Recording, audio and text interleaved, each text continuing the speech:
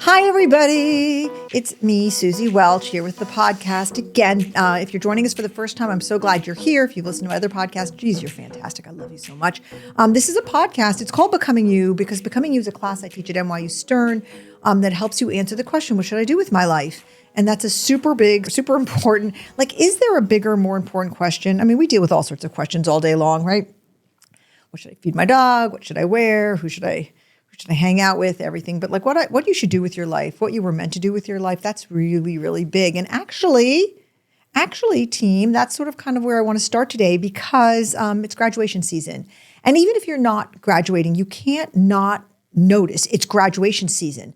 Now, there's a lot of news around graduations this year, but every year there's graduation news and noise, and somebody says something amazing. Or this year there's been protests at all the schools in New York, and it's kind of a big deal, graduation season, because it's really hard. I myself am speaking at NYU's graduation, and this is the task that's given to you. You have 4 minutes. Sum up your best advice to people who are just about to go into the world, okay? 4 minutes. Don't go over, okay? And also, you don't want to go over, frankly. They don't want you to go over because they're running a very tight ship with a graduation. But you don't want to go over because nobody ever in the history of humankind left a graduation and thought, gee, that was shorter than I thought, okay? Nobody really even says, gee, oh my God. It's like finishing a book. No one ever finishes a book and says, gee, that was easier than I thought. And that's true about graduation. Everybody, it's always 10 to 15 minutes longer than you want. You're sitting there, you're wearing your uncomfortable robe, you've got family in the audience. And I actually just have to say this about graduation. Think back to your graduation. Who had a happy graduation? Okay, did you guys have happy graduations? It's so fraught because you've got relatives there who hate each other. Okay? Exactly. Something like 60% of people's parents are divorced. You've got first marriage, second, and it's toxically hard. I mean, I was talking to some students about this. I had a office hours today. I was talking to one of my students about it, and I asked her, how was it? And she said, everybody gets along, but there's a little tentativeness in her voice. I mean, these are hard, complicated times. I was divorced from my kid's dad, and at every single one of their graduations, there was a blended family there. And as time went on, it got better and better till we were all one big happy family there. We actually managed that. It took a couple decades, but it worked eventually. A couple decades, but eventually we got there. And so graduation, you're uncomfortable, you're hot, you're tired, you got a lot of stuff to do, your car is probably illegally parked, there's an event at night you don't really want to go to, and there's a gift you need to accept that, oh God, it's a mess. And then there's a whole bunch of people up on stage saying stuff that you already know, okay? They're telling you all sorts of stuff about how to live in this world, and you're just about to fall asleep. Well, I have my thoughts about graduation. I actually kind of don't even remember my graduations. I graduated both undergraduate and graduate from business school. I don't remember anything about, except for both times being really mad at my parents about something. Story of my life. Times. Okay. Yeah, well, both from undergraduate and then from graduate school. Yeah. Both times I was vaguely angry at my parents. I can't remember why, but I remember being mad at them. Sorry, Mom and Dad, 95, 97. Love you. Okay. But here's what I really want to say about graduation. I want to actually say, here's some thoughts about going out into this world by a professor who teaches you about what to do when you go out in this world. That's what Becoming You is all about, what you should do with your life. And so I have 3 pieces of advice for anybody, whether you're going out into this world right now, graduating or not. First piece of advice, I've written about it, I've talked about it. I can't say it enough times, though, and it's about networking, which you've been told to do your entire life long. Network. They probably start telling you to network when you're in 9th grade. Networking is mercenary and gross, and I'm going to tell you not to do it. Networking, it doesn't work. That's actually its biggest flaw. Nobody ever got a job through somebody who didn't really like them and just sort of met them and had their card handed to them. What I like a lot better and going to strongly advise you to do is just to make a lot of friends. It's just better for you. It is more effective. That's not why I'm telling you to do it. Just make friends. Well, not everybody has to be your bestie. I'm talking about going out in this world and not judging people. It's so easy to judge. I love to judge people. Why? Because I'm a human being, okay? But judging, that's what we do. We just naturally give to judging. But judging is what we do when we don't do the hard work of thinking. And frankly, you're not perfect. And so stop expecting other people to be perfect, and you don't have to love every single thing about them. The metaphor that I like to use and use constantly to the point of gagging is that you just have to think about friends as the tiles of the mosaic in your life. And you have a beautiful mosaic, in your life. No friend is perfect. You're not perfect, by the way. Oops, just need to remind you of that. I'm totally imperfect. And that's why I don't ask my friends to be perfect. And each friend is just this beautiful tile. The mosaic would not be complete without that friend, but that friend does not make the whole tile. We get in a lot of trouble when we think one friend can be our total mosaic. Okay, there's a different person for that. Usually that's your life partner. And even they are not the whole mosaic usually. So when you go out in this world, if you assume best intentions of people and you decide you're not going to hold everybody to these incredibly high standards, which you probably could not meet yourself, then you've got a beautiful mosaic. And that's good networking. That's making friends, and it's not expecting anything in return. Maybe down the road, those people they'll have a job and you'll be interested in it and you can give them a call, but they're not going to pick up the phone unless you're a friend of theirs. So that's my first piece of advice, and I'm sticking to it. The second is about mentors. I talk about mentors on the previous podcast here about how everyone is a mentor. Everyone knows something you don't know, but should. And if you just assume that everybody you meet knows something that you don't know, then everyone becomes a mentor, right? That's why I talk about my secret mentor crushes on this show. That's my second piece of advice. All right, my third piece of advice for everybody going out there in the world in this threshold moment, as you leave your great university that has protected you from the real world, even though you feel like it hasn't, but it has, and you're about to step out into the real world, here's my incredibly deep, thoughtful, conceptual, philosophical piece of advice. And that is go out there and smile with your teeth. Okay, look, I'm serious. Smile showing your teeth. Don't hold back your smile. I know this sounds crazy. I want you just right now, you're sitting there, smile with your freaking teeth. Show your teeth. And this is a way you go out in the world and you show people that you're ready to engage, that you're not afraid of them, that you want to have a conversation. I was thinking about this the other day when I was delayed on that 7-hour flight from LA, which I've talked about because it was such a life-changing experience to be delayed 7 hours. Ugh. But I thought, okay, I'm going to do some research on this. I'm going to walk around the airport, LAX, and I'm going to smile at people without my teeth, then I'm going to smile at people with my teeth, like a big smile. And I'm going to see what happens. And I walked around and I'd give like a little tiny terse smile, like our usual like little, crummy smile. And people would just keep walking. And then I thought, I'm just going to smile with my teeth. And I tried it. And until they arrested me. No, just kidding. I think that until I just kept on smiling at people, and it was amazing. People's faces broke open. And then I tried it in the lounge because finally I broke down and went back to the lounge. I was so bored. And I went back and I smiled at people with my teeth. I had like 10 conversations, and I just kept on thinking to myself, my God, I wish I had something to sell. I could have sold anything smiling with my teeth. And you need to go out into the world and sell yourself. And the thing you've got to tell people is you're ready to engage, you're ready to be a friend, you're ready to talk, you're ready to have an open heart. And that's the way you're going to have a much more interesting and better life. Just my opinion. If you withhold yourself from the world will withhold itself from you. So get out there and do this crazy ass thing I'm suggesting, which is to smile with your teeth. Just try it. It really makes a difference. And maybe you don't feel it, but after a while, when you see people smiling back at you, you will start feeling it. And I know this is particularly hard probably for introverts. No one's asking you to do anything after you smile with your teeth. Look, I'm just going to show you what I'm talking about for those of you who are maybe watching this clip on YouTube. And so here you go. Here's a crummy smile. I think it's actually Tyra Banks. It's the smize, okay?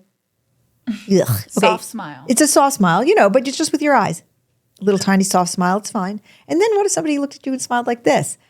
For those of you just listening, I'm showing my teeth. Okay, and it's a totally different invitation, isn't it?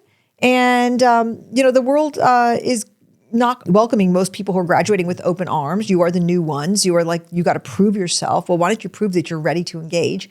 And that's my third piece of advice to graduates. But guess what? I say to everybody, there is just no upside in this world to being cool. Okay. Everybody wants to be cool. I was never cool, so I can say this. I'm deeply uncool. And so I wear clogs, as well established. So I took myself out of the running to be cool. We just made the argument that clogs are cool. Yeah, they are now cool, but really for the decades I wore clogs, I took myself out of the cool. You cannot possibly be cool when you wear clogs as often as I do and whatever. I just am not a cool girl. But I've done pretty well in life, and I've made a ton of friends. And I have wonderful children. It's my greatest two credentials, really, is my great, wonderful friendships and relationships with my family and friends. And I didn't do it by being cool. I did it by being warm. And you cannot get the upside of being incredibly warm, which is beautiful, deep relationships, by being cool. Sorry to break it to you. Like when my kids were in high school, and there were mean girls, and my daughters also inherited the not cool gene. Although one of my daughters now both of my daughters right now are extremely cool. Sorry about that. Oh my God. I know that was almost a completely unforced error. Both my daughters are wildly cool, but when they were in high school, they weren't particularly desiring to be the cool girls, and they were the really, really cool girls, the in girls. And I used to say to my daughters, sadly, no one has broken the news to them that their best years are now behind them. Okay, they were just, like the greatest years of their life were in high school, and they just closed the world down with their coolness. So this rant is going on, and I'm going to bring it to a wrap. But I'm just saying, graduation season, talking to both people who truly are graduating, but their parents. This, I guess, the overarching theme is a sort of a theme that we have all the way through Becoming You, which is that authenticity really matters, and that you can't hold your breath forever. So it's better just to bring your whole self, your whole real self to this world, invite the world in, both by making a lot of friends and by letting everyone be a mentor. But third, and probably most immediately applicable, because making friends and finding mentors takes some time and intentionality. But man, you can just go out there right now, starting this minute, and start smiling with your teeth. Give it a try. I swear to you, just try it 3 times and see what happens, okay? And then you can at me about it if you'd like. But that's it. On my tombstone, it's going to say, she told us to smile with our teeth. That might be the only thing I've ever said that really matters in life.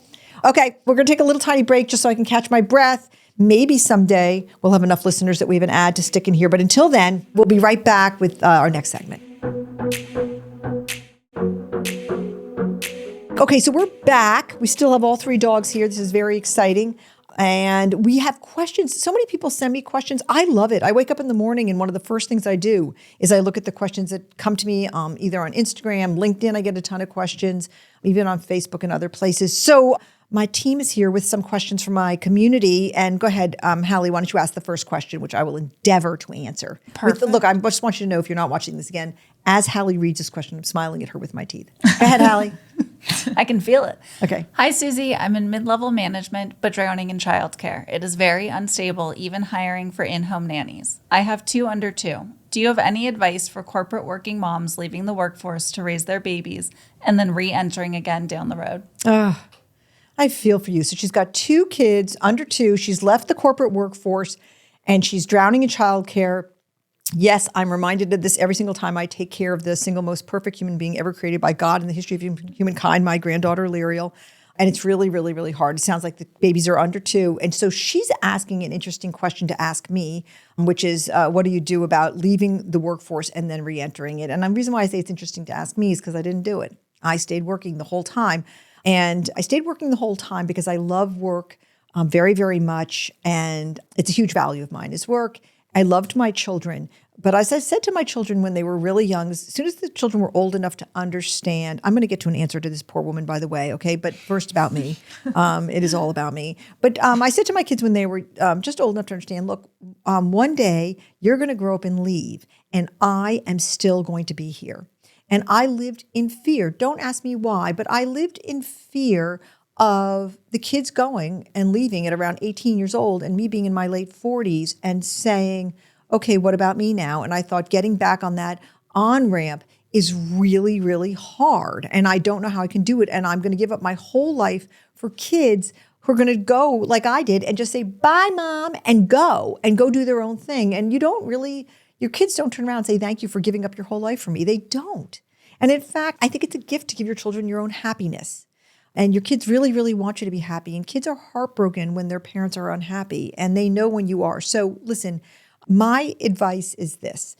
If you are loving being home with your children and you really have decided, I don't want to work because my number one priority is being home with my children, congratulations. That's beautiful. You have deliberately made that choice. If you're at home with your kids because you think it's going to guarantee that your kids are healthier, happier, and more loving to you than if you were working, unfortunately, there is no evidence that proves that there's any kind of discernible difference in outcomes of working mothers and non-working mothers in terms of how much their kids succeed in school and love them back, okay? Unfortunately, there's no linear connection there. Otherwise, probably we'd all stay home, all right? But let's just go to the scenario that you're home because you really, really want to be. That's fine. It's beautiful that you know what your values are and you're home. And then what becomes your question, it seems to me, if I'm listening to it right, well, there may be 2 questions. One is, how do you deal with the drowning in the childcare? And the answer is, you just muddle through. I love this meme. It drives everyone crazy because I repeat it all the time, which is, don't ask me how I did it. I just did it. It was hard. And that's exactly how I feel about raising my 4 kids. I had them very close together within 5 years. I have no memory of how I actually did it. Now, I was working and I had help, but at the end of the day, the mom is the mom. I have no idea how I did it. Don't ask me how I did it. I just did it. It was hard. And you're going to get through it the exact same way. And just breathe and make sure you put the gas mask on first and all those other things, right? The oxygen mask on first, not the gas mask. That would be a big problem. Put the oxygen mask on first.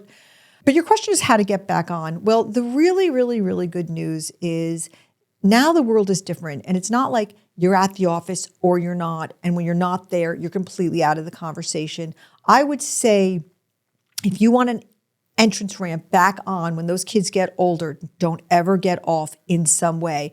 Keep one project, stay on one local community board, stay on LinkedIn, continue to post, stay in touch with the friends you have who are working, continue to stay current in the news and the industry, and do everything you can to keep one small peeping voice into the conversation so that you are not, when you start up again and you start looking for a job when they get older, it's not like you were in a witness protection program for the years you were raising your children, but that you were still somehow, have a small side hustle just so that you stay in the game and you've got something to talk about when you get in there for those job interviews again. So my answer to you is don't get totally off. If you can possibly help it, I get it. Taking care of children is a 26-hour-a-day job. It's just brutal. It's hard. Even if you have help, it's draining. I was telling a story to somebody the other day. All 4 of my children had chicken pox at the same time, under the age of 6, all 4 at the same time. And actually with one of them, her case was so bad, I brought her in to see the doctor, and he said, if she gets one more pox, we're going to send her to the hospital. And then he said, no, you got this, Suzy. And I was like, at that point, this is how bad it was. I was praying she'd go to the hospital because I had 3 other kids at home who were covered with chickenpox. Oh my God. You know what? Don't ask me how I did it. You'll get through it. We all somehow manage to. You'll make mommy friends. You'll make parenting friends, and you will carry each other through. But if you can, my dear friend, and my heart goes out to you, what you're going through. I know it's hard. I know you're not sleeping.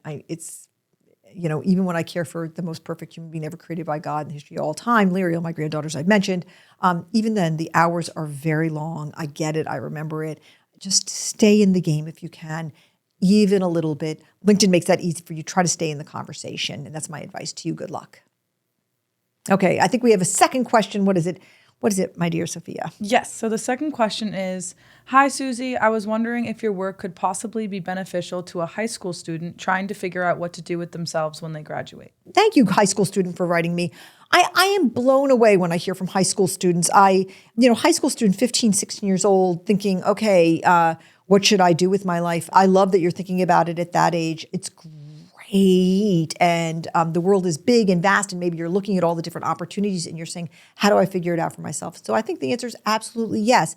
And I would tell you that the methodology, you can begin to think about it, because the methodology of becoming you is this: figure out what your values are, figure out what your aptitudes are, and figure out what parts of the economy that are growing call you emotionally or intellectually, and that your area of transcendence is at the center of that. Okay, so that's what you've got to figure out. Look, in high school, this is the only problem, is you don't really know what your values are. You're still learning life. Some of your values are maybe born into you, and it's pretty hard to figure out values. So that would be the one hesitation I would have. In terms of aptitudes, your inborn aptitudes are pretty clear by this point. If you're in high school, your spatial visualization, your numerical reasoning. And so, but your life should be, going forward, should be the record of you trying to figure out what you're uniquely good at. What are you uniquely good at? That's a real pursuit for you to figure out. And then right now you can start thinking about what's calling you intellectually or emotionally. Is it some aspect of science? Is it poetry? Is it race car driving? Whatever. And you'd be thinking about what would be at the intersection. So high school is fine to start thinking about what are my values. They will change as you have life experiences. But your aptitudes and what's interesting to you, start paying attention. Start paying attention instead of listening to what the world is telling you you should be good at and what you should be interested in and what you should care about. Why don't you start really focusing on those authentic parts of yourself? And it's never too soon to start having those conversations with yourself. I'm so glad you asked. Thank you very much. And when my book comes out, which is a long time from now, it's a year from now, it's May 2025, not too soon to start just getting incredibly excited about it, though. The book will hopefully guide you through that whole process. I'm not pitching my book right now because it's too soon, but I will tell you, you'll keep hearing me talk about it, but it's not coming for a while. Why? Because I still have to write it. Okay, we'll be right back. All right, welcome back. We are at that moment where we do an exercise to help you figure out your area of transcendence, which is what I just spoke to that high school student who wrote me about. And here's an exercise that I think kind of helps you think about what your values might be. It's the 6-word memoir. Now, this is not something I invented by any order of magnitude. The genesis of this is that Ernest Hemingway was at a bar with a group of his friends, like in 1900-something, early 1900s, while he was still living. And they were making fun of him, or I don't think he really made fun of Ernest Hemingway, but they were poking fun at him for how short and slender his books were. And he said, you don't have to write long to write well. And they said, oh yeah, prove it. I said, I could write a novel in 6 words. And they said, no, you can't. I mean, who knows if this is true or apocryphal, this whole story. And they said, prove it. And he went home and he typed out the most famous 6-word novel, which was For Sale, Baby Shoes Never Worn. Ernest Hemingway for the win. That's pretty damn great, isn't it? So over the years, people have attempted to write novels in 6 words, but in the 90s, Smith's Magazine, which is the magazine for writers, if you're a writer, you know of it, put out a competition where they said they invited the world to write a 6-word memoir, to write the story of their life in 6 words. The way I do this with my students is I say, imagine that a book about the story of your life has been written. Okay, somebody wrote your autobiography up to this day, and you had to come up with the title of it in 6 words. Sorry, no cheating. It has to be 6 words so that the playing field is level. Okay? That's your 6-word memoir. That's your 6-word memoir. Sophia, you have there some examples of people who have submitted their 6-word memoir. Now, if you go online and you type in 6-word memoir, there are literally thousands and thousands of 6-word memoirs floating out there around there. Some of them are so spectacular and poignant. And if you think this is impossible, just Google it because there's so many great ones. What have we got there, Sophia, that people wrote in? It's simpler than they tell you. I love that one. It's simpler than they tell you. I'd love to read that one, that memoir. Okay, what else? I can't be that person anymore. Yes, this is one of my favorite ones. I can't be that person anymore. Old too soon, smart too late. Old too soon, smart too late. Oh, go ahead. Traveled far to come back home. Traveled far to come back home. Not quite what I was planning. Yeah, this is one of the most famous 6-word memoirs. Not quite what I was planning. Never did find a better job. Yeah, love that one. What else? I should have stayed in Europe. I should have stayed in Europe. Ooh. Found true love, married someone else. Yeah, this is one of my favorite ones. Found true love, married someone else. Always looking to the next horizon. Mm-hmm. How about, wait, I have a question. Yeah. I didn't include that one because I was fine. That's yours, and it's so good. I'm so sorry. Wait, I have a question. All right, so here, if you got a moment, or do it now or later, like it's just incredible to think, okay, the story of my life to this date, to this moment has been written. What would be the title of it? Okay, what would be the title of my memoir to date? And when you're done doing that, this is the exercise. Imagine the perfect life, the life you want, the story of life that you would write if there was nothing holding you back. Imagine your life for the next 25 years. Then write that 6-word memoir. Ouch. Like write that 6-word memoir, okay? You've gone 25 years out. You actually lived exactly the life you wanted by your own values, by what was interesting you, by what you were really good at. And then you write that memoir, and you look at the first title and you look at the second title, and you got to take a look at the journey between the two. And the contrast can be unbelievable. Do we have some of those contrasts from the Tampa speech? Yeah. I talked about this when I gave a speech to a fantastic group in Tampa recently. I had the audience do this exercise. It's a very fast exercise. You can do it pretty quickly, and it's stunning what it can tell you. What have we got, Sophia? Give me one that they wrote in the present. I kept running, should have been dancing. I kept running, I should have been dancing. And what did they do for 20 years hence? Too sensitive, the world needed that. Too sensitive, the world needed it. So here's somebody who's talking about like letting their freak flag fly and just being who they were, and they feel constrained, I think, by being told they were sensitive and only and the life that they wanted was to find out that the world needed them just as they were. Just as they were. Let's do one last one. Present, I've died 1,000 times over. Oh, that's sad. 20 years from now, I never grew up, thank God. Beautiful. Okay, so this person obviously is in a moment that's quite difficult. If their present 6-word memoirs. I've died 1,000 times over. Ow, my heart goes out to you. But then they write, I never grew up, thank God, which means I think they got to have a wonderful childhood at last. Okay. And I think that this exercise is all about being very honest with yourself about what would be the title of your memoir, unvarnished, real title of your memoir today. And then if you got to write the real story of your life, what would the title of your memoir be if you got to write the real story of your life? And taking a look at the difference between the two. Powerful stuff. Really amazing. If you don't want to do it alone, do it with a friend or do it with a partner. I've done it with my family, my poor family. They want to go do something fun like apple picking. And I say, let's do 6-word memoirs. But whatever, they're all around. And we'll be right back with our next segment. All right, time for my secret mentor crush. Yeah. And, I'm so glad I have secret mentor crushes because there's no other secrets about my life that could possibly be interesting. When they talk about the government spying on us and everyone gets all uptight and bent out of shape about it, and I'm like, the government can go ahead and spy on me all it wants because my exciting life involves me being on the phone with my friends talking about my dog's ingrown toenail. And it's just, because I have the most boring life ever lived, they can listen to everything they want and they would just fall asleep. In fact, if you want to put Russian spies into a state of stupor, they should listen to they should read my texts and listen to my voicemails. They would just die of boredom and then the world would be a safe place. Little did everyone know. Okay, but I do have secret mentor crushes. And actually, I had this incredible experience. I'm a little reluctant to talk about it only because it's going to sound like pandering and sucking up. And it's just so not that, because I want to talk about my boss, Dean Ragu at the Stern Business School. And I'm just going to call him Dean Ragu. He does have a very long last name, which he tells everybody to call him Dean Ragu. That's his first name. I can't pronounce his last name, but everyone calls him Ragu and he calls himself Ragu. He's like Madonna or Oprah. He just has one name. Anyway, he has recently been promoted away from being my boss, the dean at NYU Stern School of Business, because he's now the vice chancellor of NYU, the whole big university. He's been elevated to sort of, the very, very big hallowed role of vice chancellor. And he's now wrapping up his 8-year or 7-year tenure as the dean of NYU Stern, where he was for 30 years. Before that, a finance professor of great renown, wrote one of the great famous textbooks on finance. There's a book I'll never read, but apparently millions of people have, and it's spectacular.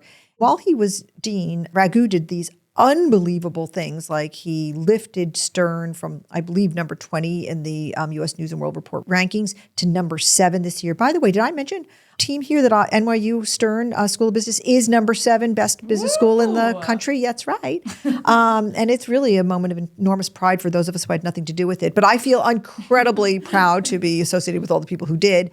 And he had a tenure that, the school's finances got incredibly well, and he is leaving the school in such better shape. But also, here's this crazy thing about him. He's leaving the school one of the most beloved leaders I've ever seen. I've never heard one person say one thing about him that's not been positive and glowing and filled with awe and reverence and respect. And I'll tell you the crazy thing about it is, I've seen leaders leave organizations in very, very good shape, but there's always this sort of undercurrent, like there was a cost for what they did, and there is none of that with him. So over the past couple of weeks, I've watched Ragu in several final performances. Like we had our final faculty meeting, then we had the final big business school dinner with everybody got dressed up, and we had a big dinner and all this other stuff. And in all these different occasions, there have been sustained standing ovations for Ragu, where the heart and soul, people on their feet, sincerely applauding, no method acting going on, people really pouring their heart and soul to it.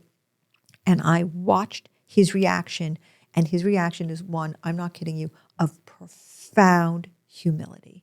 He actually was unable to absorb it. Actually, the last standing ovation he got, he actually was speechless up on the stage, and he took the award that was created for him, and he was holding it against his chest, and he was he couldn't actually get words out, which of course makes everyone love him even more.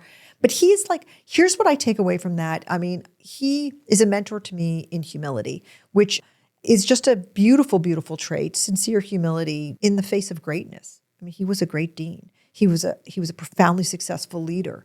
To have his results and also be so beloved, because you can get results without that. He is the big W. I teach a class, besides becoming you, I teach a class called Managerial Skills, and I describe the big W, the big win, as being beloved by your boss and by your people at the same time. It's super hard, okay?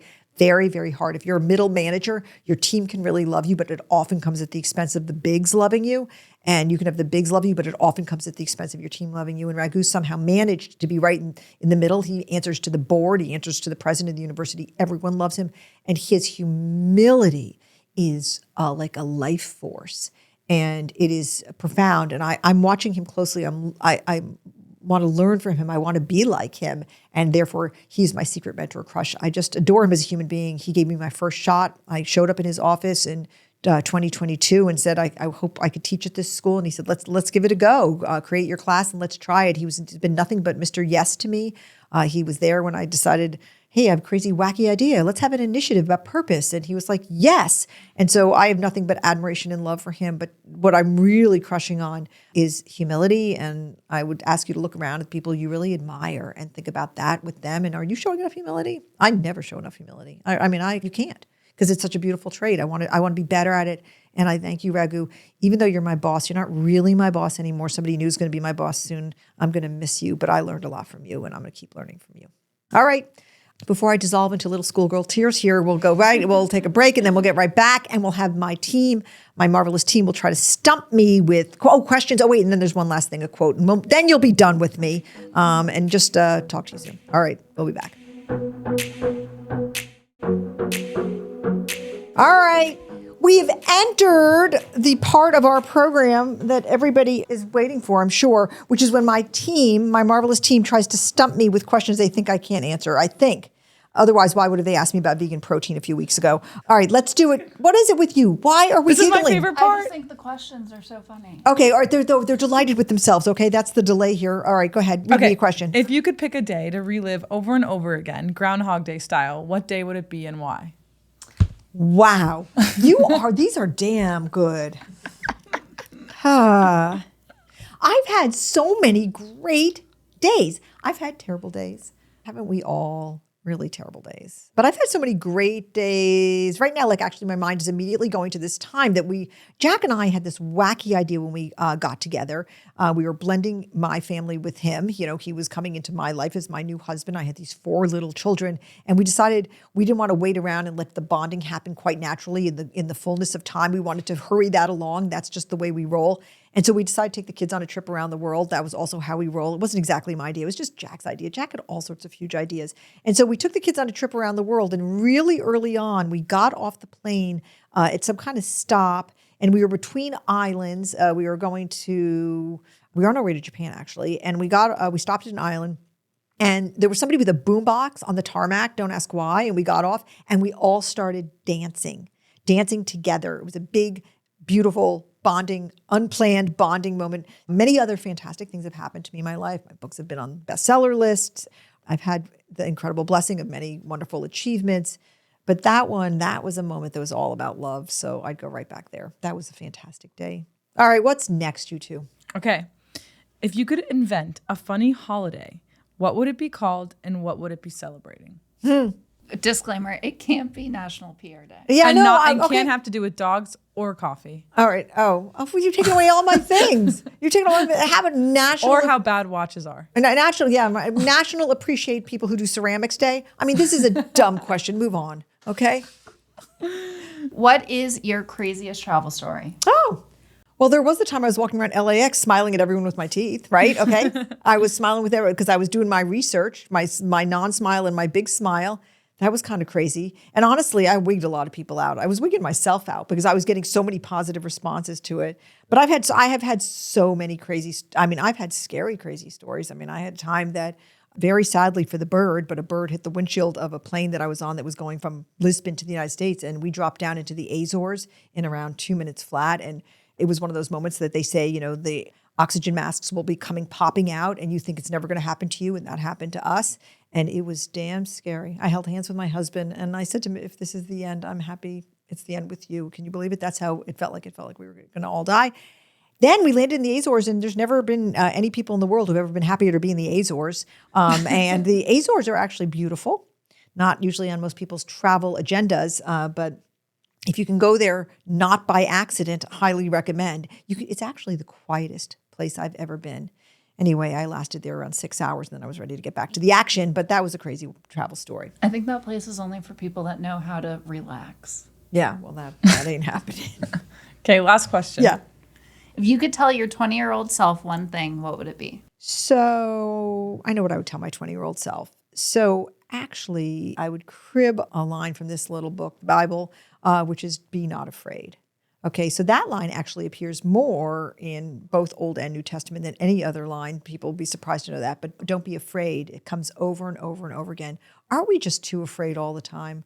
We're just afraid of failure. I think that's it. We're afraid of screwing up. We're just making a fool of ourselves or whatever. And I think when I see somebody with courage and who just puts themselves out there knowing that they might fail, I think I've gotten more and more like that as life has gone on. After I got fired from Harvard Business Review, and I thought, I didn't die, although it felt like a death the day it happened, for days afterwards and weeks afterwards until I got my next job. It felt really terrible, like I had been just smeared. Oh, it was terrible. Like even today, I feel terrible vibes on it. But I had such a great life afterwards. So I would say, be not afraid is what I would say. Don't be so afraid. Just put yourself out there. I always say to my students, I can't wait till you're all fired so you realize that you'll go on living, and then you'll put yourself out there more. You'll get so much more out of life if you do that and smile with your teeth. Okay, those things also. Yay. Yay. Okay, that's it. You didn't stump me. Keep trying. Keep trying. Can I just add one thing, a day that I would never want to relive, which is like yesterday when I tried to relax. I went out to the countryside with my daughter with the intention of relaxing. And at 4:00, she said to me, can I tell you how agonizing it is to watch you try to relax? And so that did not work very well. We did make a puzzle, and I had a couple good walks, but basically I needed to get back to work because I'm writing a book, which I hope someday you all read, but not for a while. All right. When we come right back, last thing, my fave quote this week. See you in a sec. All right, we're back. Last but not least, I got a quote for you. It's by Charlotte Bronte, and I want you to know that right off the top of my head, I knew she wrote Jane Eyre. Did you guys know that Charlotte Bronte wrote Jane Eyre? Have you both read Jane Eyre? Yes. Yeah. Okay, yes. Jorge read Jane Eyre? No. Pierre? Okay, so Jane Eyre is actually a very, very beautiful book, many beautiful movies of it, but she was a brilliant writer. And I heard this quote of hers the other day, and I was totally taken aback by it. I'll explain why. The quote is, crying does not mean that you are weak. Since birth, it has always been a sign that you are alive. Very good. I thought about that. I thought about the moment when all 4 of my children were born, and you are actually laying there as the mom, waiting to hear the cry, knowing that it's a sign of life. And we do go through life and we do cry. And not to be too somber about this, my family recently just experienced a terrible loss of a young friend. She was 29. Her death was tragic. And there's been a lot of tears because of it, and my own tears, but in particular my daughter's tears about it, and her family's tears, profound loss. And you don't want to hear people around you that you love crying. You don't want to cry yourself, of course. But crying is a natural part of life, and it does show that you're alive. It does show that you care. And so if you're in a tough place in your life right now, in a hard place, maybe you're in a transition, maybe you don't know what to do with your life, which is why you tuned into this podcast in the first place. God, I hope we've helped you in some way. Who knows? You know about the Azores and smiling with your teeth, but maybe not more about what to do with your life. I hope you do, though. Just know that the sad parts are really necessary, and the crying is also necessary. It is a sign that you're alive, and there's so much more life for you to live, and there's a way through. Everything is going to be okay, and even if it's not okay, it's going to be okay. So with those final words, and I thank Charlotte Bronte for that beautiful quote, to remember that tears are part of being alive. And I'm glad you're alive because you're listening to this podcast and all the wonderful things you have to do in this world that the world needs you to be doing. I love you. Even though I don't know you, I do. And I'll see you next week.